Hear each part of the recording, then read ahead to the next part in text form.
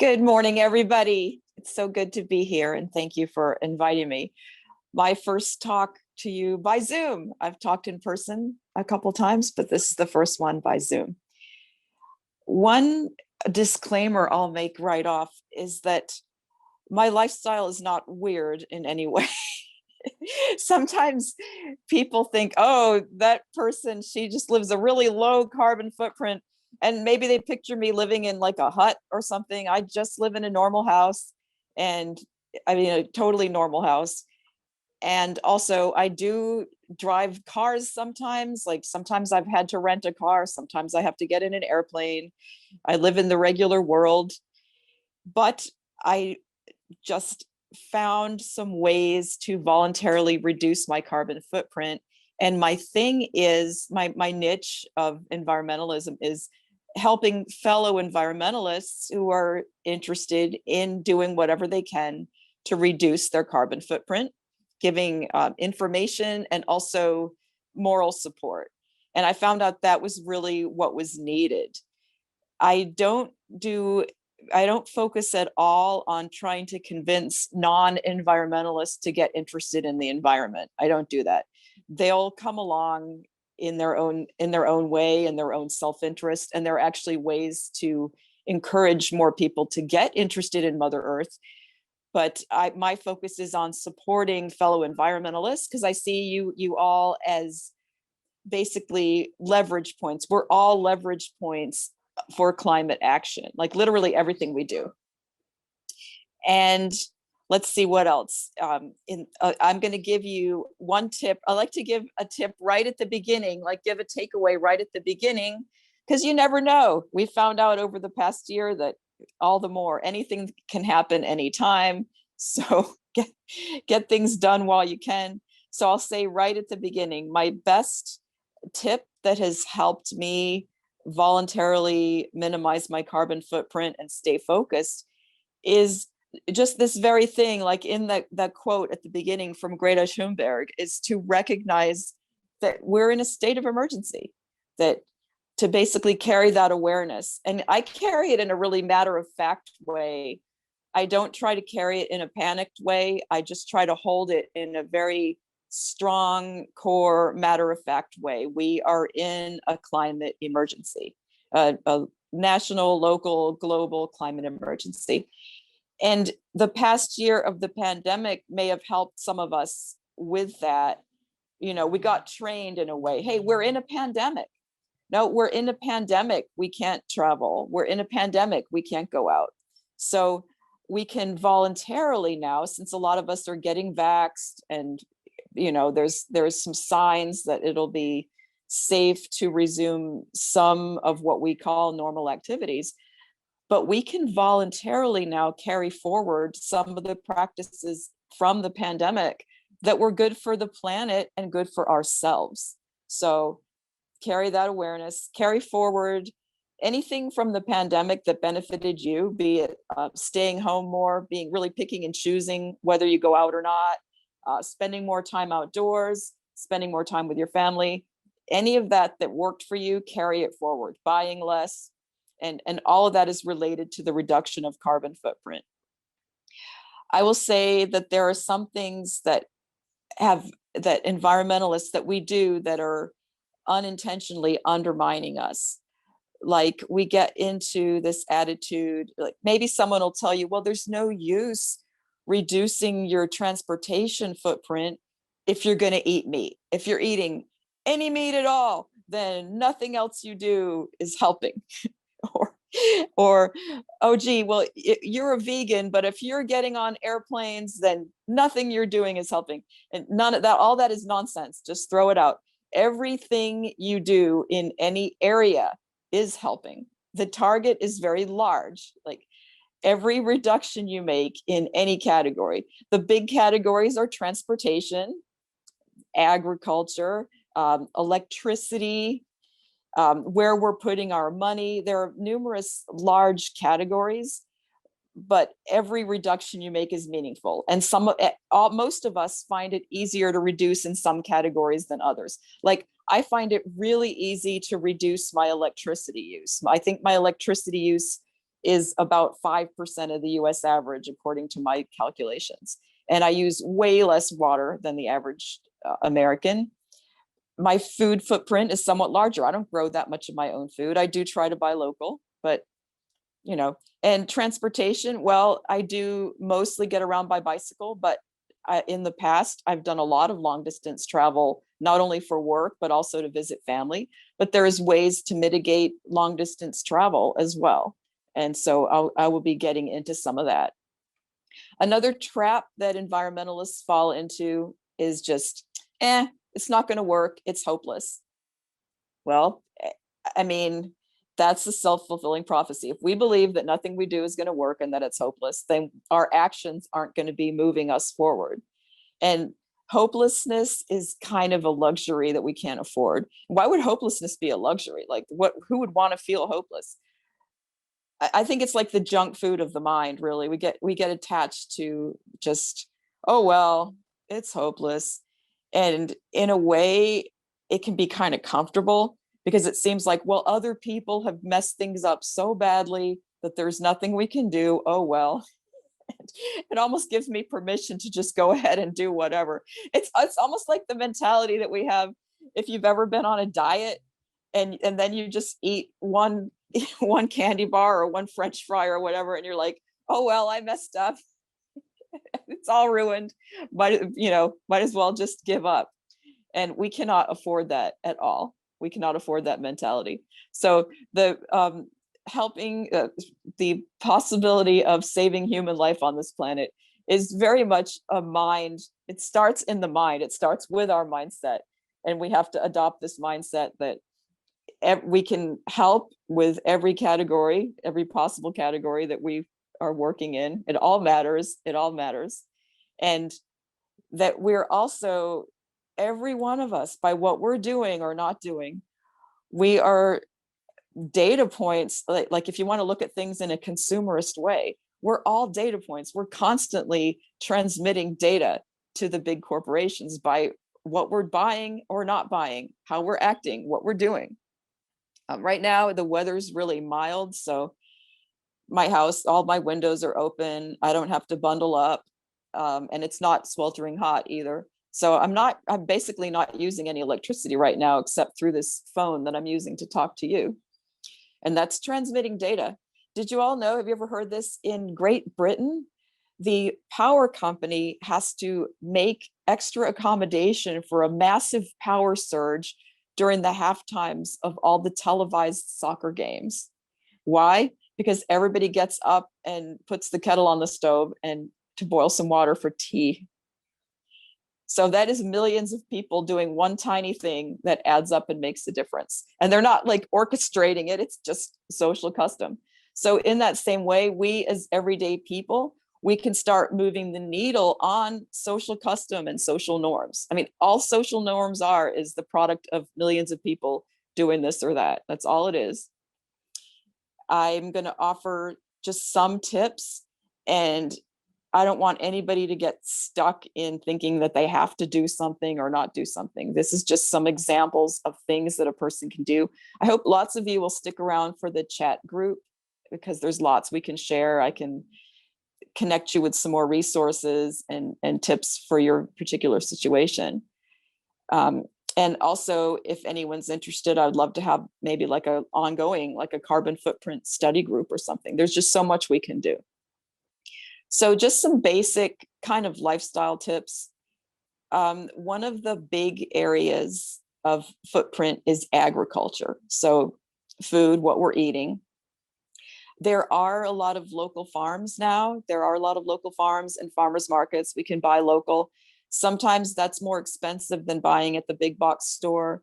Not everybody has the financial means to buy local, and I appreciate that. If you have the financial means, it's a good thing to do. Support your local farmer, and then the more of us that are doing that, the prices are going to start to come more in line with what those big discount, big box stores are doing. And what else you can do? Grow a few things of your own. You can grow some herbs and greens. I mean, I do not have a green thumb, but I managed to grow a few greens. And then you can also, if you're interested and inclined this way, a lot of what we call weeds are basically free food and medicine that is more nutritious than a lot of what you can find in the supermarket. So that's a fun thing you can do that reduces the food footprint.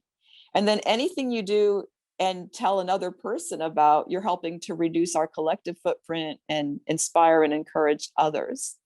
Another major facet of agriculture in our modern consumerist society is basically vanity agriculture. It's basically just ornamental landscaping. That's it's a unique artifact, this whole idea of ornamental landscaping. It was started by wealthy royals, I guess, back in the day in whatever, like your old European monarchs that grew massive lawns to prove that, like it was conspicuous consumerism. They were showing that we don't have to grow our own food. We can afford to waste all this land.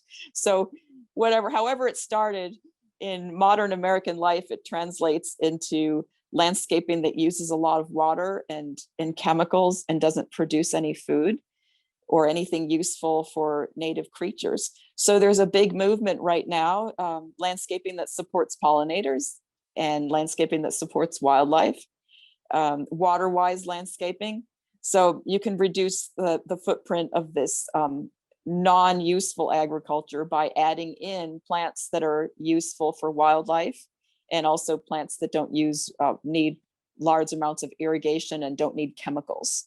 That's a great thing to do. And there's lots of groups for that online that I can tell you about if you want to hook into some of those movements. Obviously, another big aspect of footprint is our transportation. You can own a car. It doesn't matter if you own a car. I know lots of people that own a car and they still have a really low transportation footprint because they pick and choose. They're really picky and choosy about when they travel, how they travel. Just like people have a buy nothing day, you can choose to have a drive nothing day.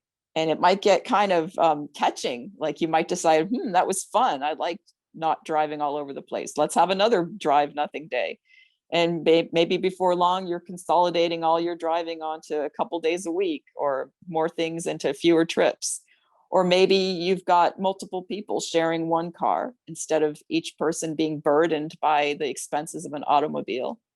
Another one of my tips, by the way, is all of my carbon reduction actions are completely tied in with my own self-interest. Like I directly benefit from everything I do. I save lots of money. I get exercise for free without belonging to a gym. I get plenty of vitamin D. There's just so many benefits I get from the stuff that I do. And by the way, if you are a person who has a high travel footprint, maybe you've got, you're looking after your parents who live far away or something, there are things you can do to mitigate, for example, an airplane trip. You can buy carbon offsets. They're really cheap. I once carbon offset a train trip to Virginia to visit my family. And I think it only added like $2 or $3 to my Amtrak ticket. And then at one point, I retroactively carbon offset 10 years of plane travel that I had done for work and other reasons. And it was just a few $100s to mitigate like 10 years of trans-Pacific flights, transcontinental flights. It was quite reasonable. So I can tell you more about carbon offsets in the discussion later if you're interested. Electricity itself, home energy use. One of the best tips for reducing your home energy use is just go outside, like go sit outside, turn your climate control down to the minimum level and just go have a day outdoors. And create plenty of outdoor spaces. I think during the pandemic, a lot of people got into making more fun, comfortable outdoor spaces in their yards just to keep their sanity, or out on their balcony if they didn't have a yard. And so there's been, I think, a lot of the landscaping stores, the nurseries and other stores that sell landscaping stuff are doing a booming business because people are getting into gardening and creating little outdoor rooms. You can make any space into a non-climate control requiring outdoor room, and voila, your home energy use has just plummeted. The big low-hanging fruit in home energy use is the big one's climate control. So as many days as you can have with open windows, the better. You can have, and if you never have an open window, you can try working up to it. You can test it out, try an open window day, see how it goes.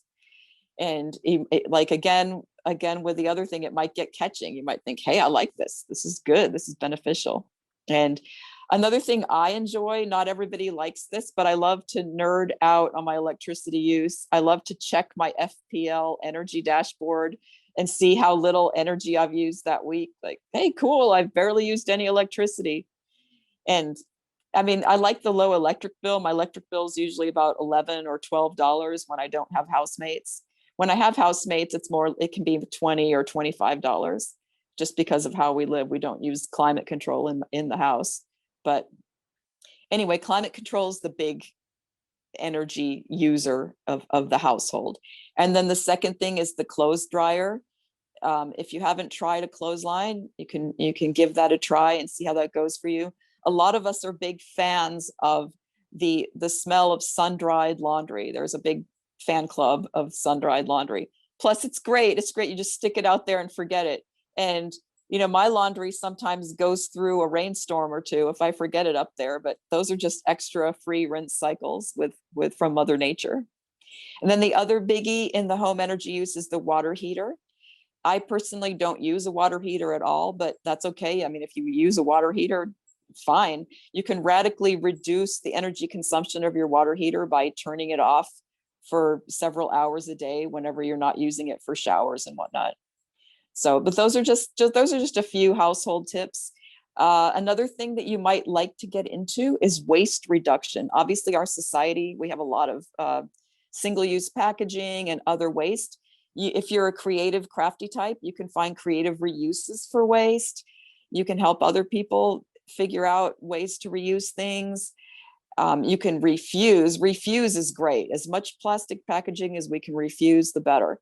If we can refuse bottled water, maybe we can encourage the water industry to set up water dispensers where, I mean, I've been places where you could just put a couple quarters in a vending machine and then stick your own reusable bottle under there and get some spring water or whatever.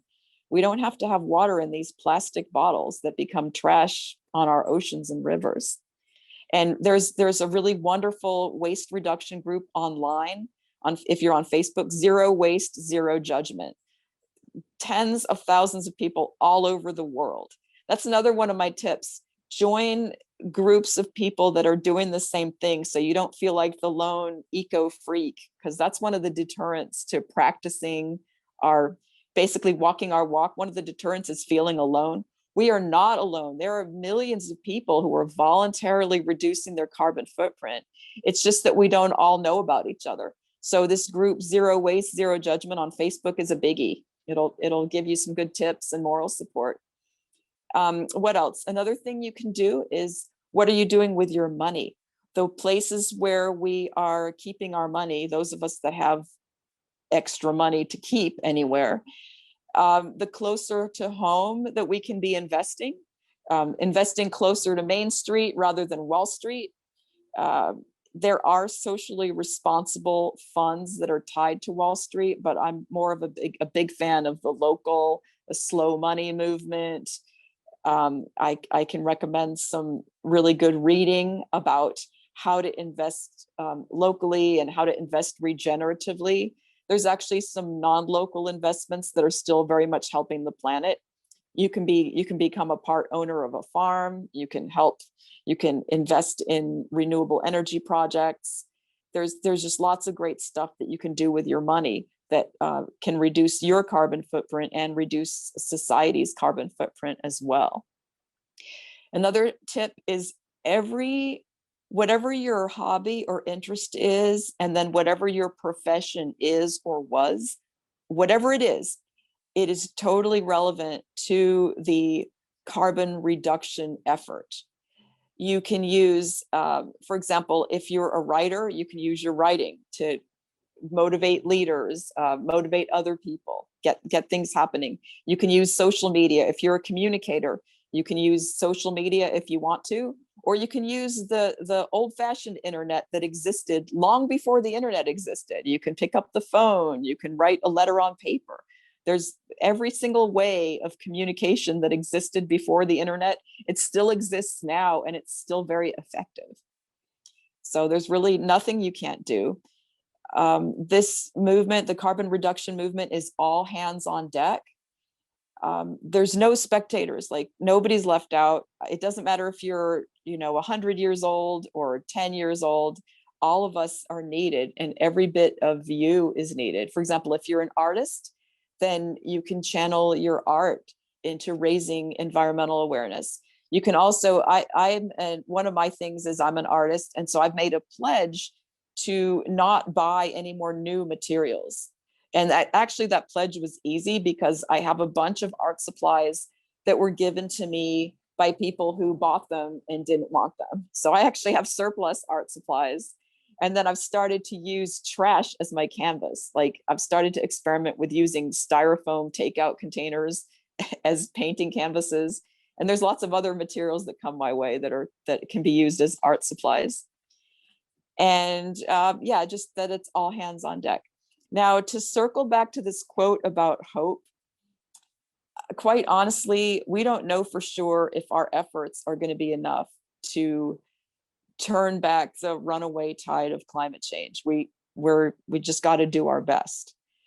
But there's more to this than just the physical dimension. There's more than just humanity's physical survival on Earth. It's also very much a moral and existential crisis. The root of the climate crisis is a disconnect from nature, and which includes a disconnect from caring about our fellow humans. As it's been pointed out, fellow humans all over the planet are suffering from inequity of access to the most basic needs. And so we can plug ourselves into the moral dimension of this, and whether or not our carbon reduction efforts are enough to stabilize our climate, they will be addressing the root cause of climate change in the first place, which is that we haven't had enough respect and connection with our planet and with each other. So I want to encourage all of you to get excited and enthusiastic about everything that you're doing, because you are doing good stuff, and that we're allowed to be happy. Yeah, we're in a serious crisis, and we're basically, probably, I think all of us here are activists in some way, but we're allowed to be happy. And in fact, another thing that I see environmentalists not doing enough is just allowing themselves to get out and enjoy the actual environment that we do have. So I encourage you to enjoy, explore, protect the planet, tap into your networks, call on me anytime. I'm always here to help and support you. And I wish you a deep green day. Thank you.